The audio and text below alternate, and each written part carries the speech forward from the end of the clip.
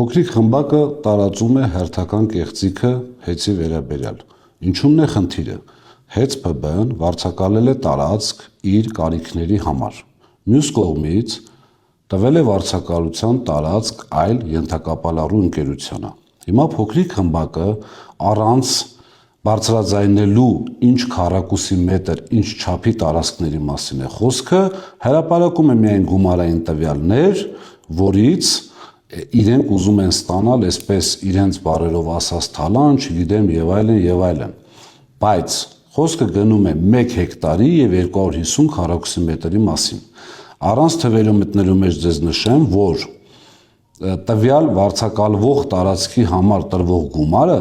չի մտնում սակագնի մեջ, որի մասին ես համոզված եմ գիտի եւ փոքրիկ խմբակը եւ իրենք բոլորը։ Որտեղից է ձևավորվել իմ այդ ներքին համոզմունքը։ Ընդամենը կարող էին կատարել մեկ վարժություն։ Զանգահարել թղթի վրա անկախ, բայց իրենց ենթակայության տակ գտնվող հանձնաժողովի նախագահին եւ հարցնել, արդյոք այդ տրված գումարը մտնում է սակագնի մեջ։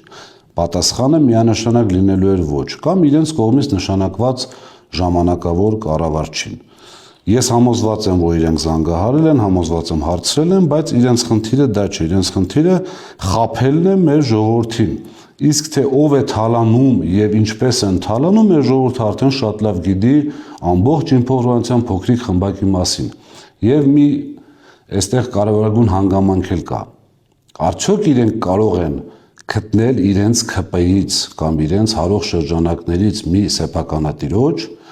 որը իր գրպանից 140 միլիոն դրամ կտա ինչ-որ տարածքի վարձակալության համար, որը կծառայի ժողովրդին, ինչպես եղել է տվյալ դեպքում։ Սամվել Կարապետյանը 140 միլիոն, այո,